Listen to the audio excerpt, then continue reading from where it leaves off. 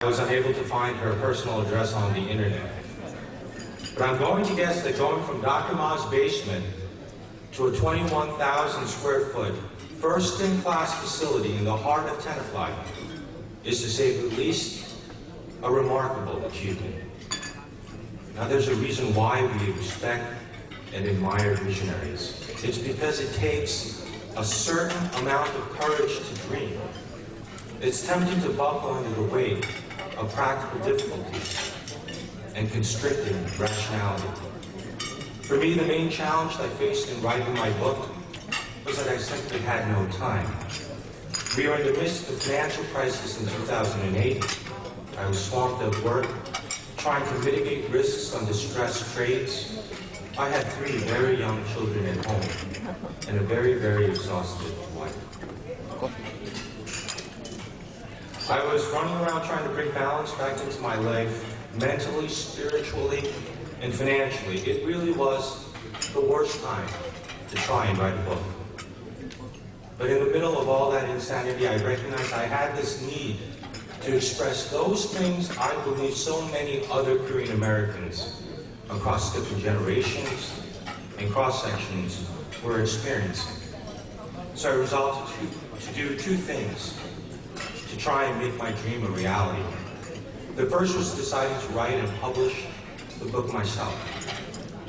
I did wind up receiving an offer from a small publisher for my manuscript, but I knew I couldn't commit to any publisher's schedule, not with all the other demands on my time. The second was resolving to take the bus to work every day. I had been driving back and forth, but by making this small adjustment to my life, I was able to write during my commute.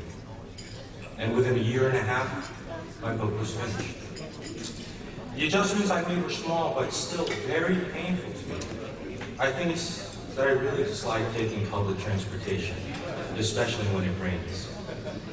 But when I imagine all the challenges the founding members faced, in terms of cultural and language barriers, in terms of their advancement in age, in terms of the required investment in time and money, I get a very full sense of what it means to have the courage to dream and what's involved in committing to the fulfillment of that dream.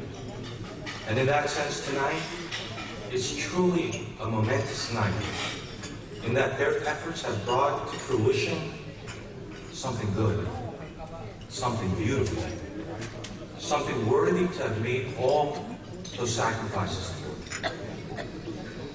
If I made one mistake in the course of writing and publishing my book, and in truth there were many, but if I had to focus on my biggest mistake, it was underestimating the importance of community. I really thought it would be like the movie Field of Dreams, where if you built it, they would come. It was a bit of arrogance on my part. I believed if I wrote the greatest Korean American novel that everything else would take care of itself. I suppose I was wired that way, to tackle challenges alone, to try and be the very best, and to do everything I could to prevail. The truth is, you could scream as loud as you want in the middle of the forest. But if there is no community, like the proverbial tree that falls, your voice will go unheard.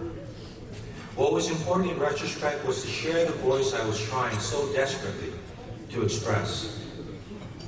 Luckily for me, I was blessed to receive, through no credit of my own, the support of so many wonderful individuals and organizations, such as Sejong USA, the Holy Name Hospital, Tenafly Mayor Peter Rustin, Korean Radio Broadcasting, the Pacific Asia Museum, the Tenafly Library, and Korean American Story, just to name a few.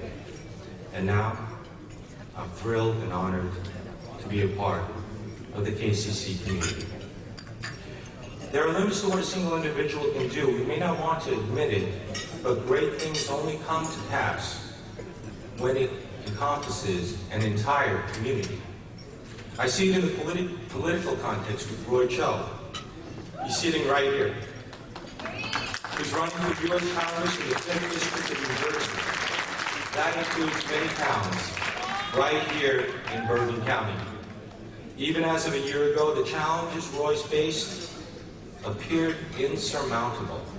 But now, with the strength of an entire community behind him, I have no doubt he will be our new congressman come this November.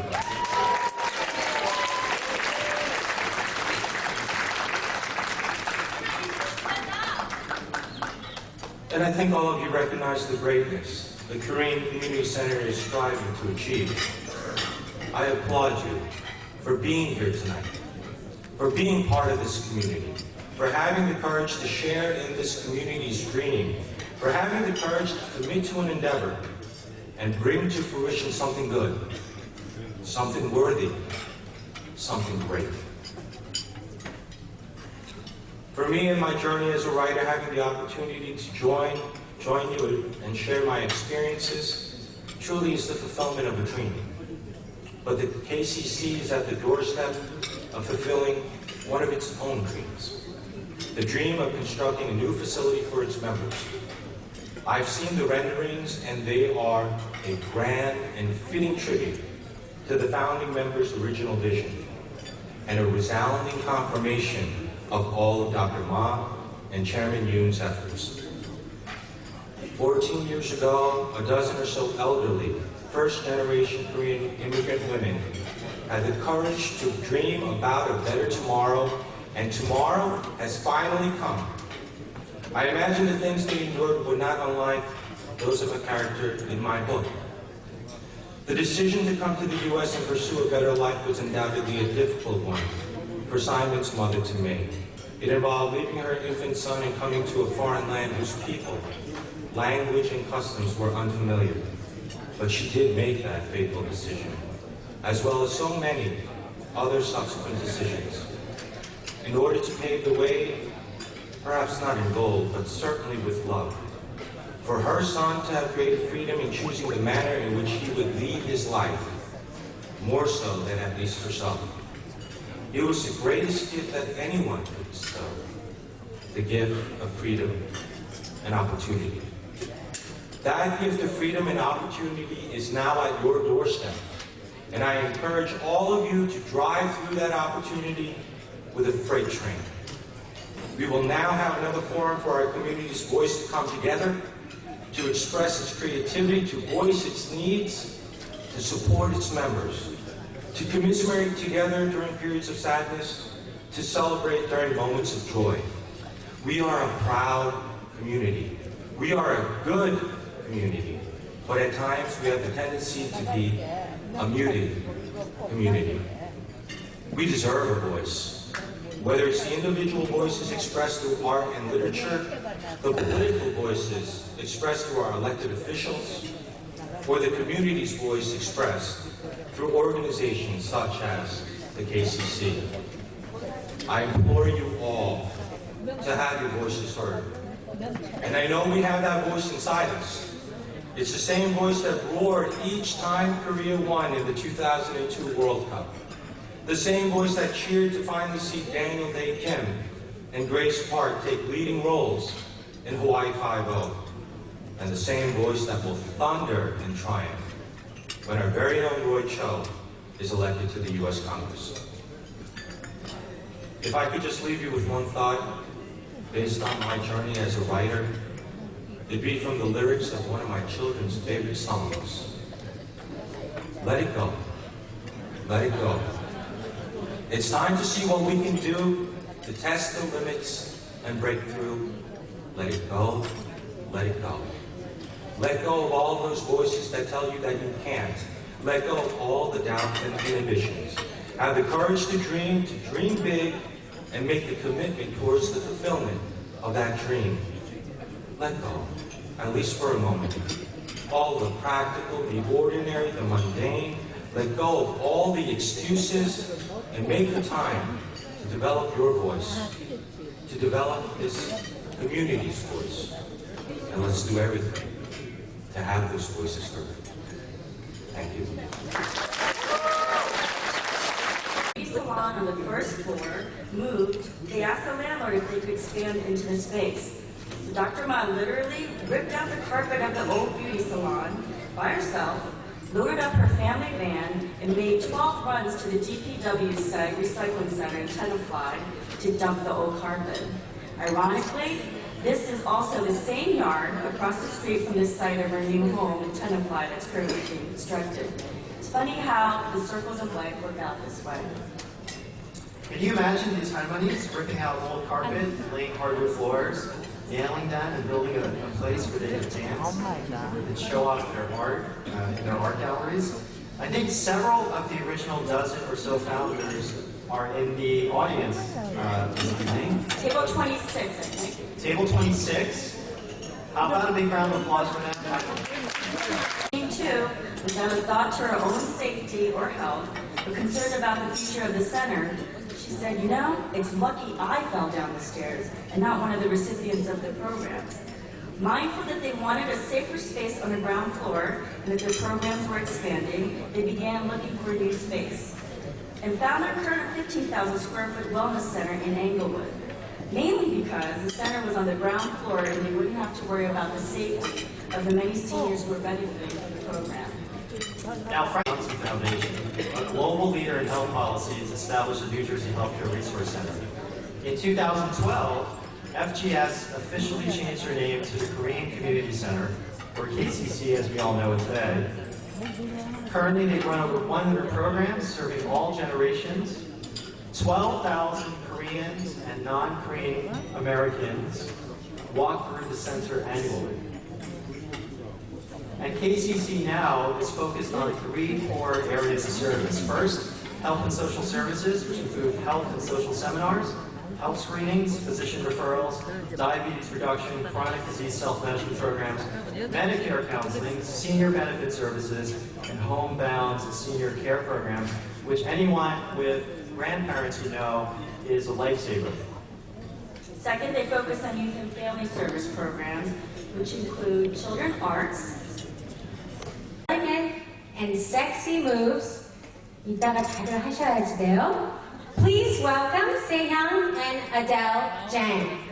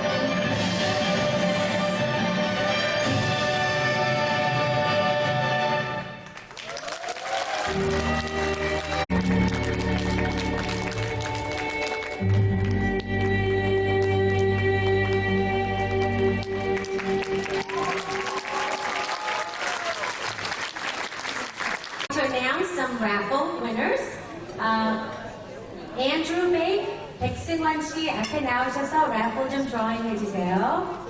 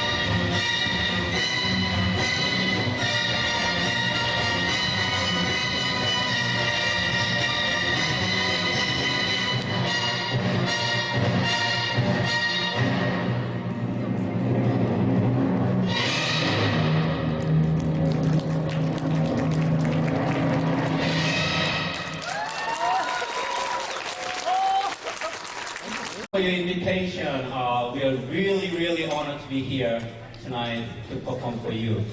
Adele and I met in New York. She's English, I'm Korean. We met in New York and we lived in New Jersey. And we went to Korea and England. We danced for Korea and England for a while. Now we are back. You like it? Thank you. Thank you so much for your welcoming, and we are really honored. And tonight's theme is building a brighter future, right? So I would like to share a little bit of movement with you instead of you watching my movement. So until here, there's no table number 5. That is until table 5. So this group will be A. Can you put your hands together? Group A, please. Now group A, we do building. Ready? Can clap it together. Ready? Go. Building. So ready? Group A, go. Go. Wow, cool. Wow, good. Teach you there, and please enjoy the rest of your night. This number will give us love of moment. Thank you, ladies and gentlemen.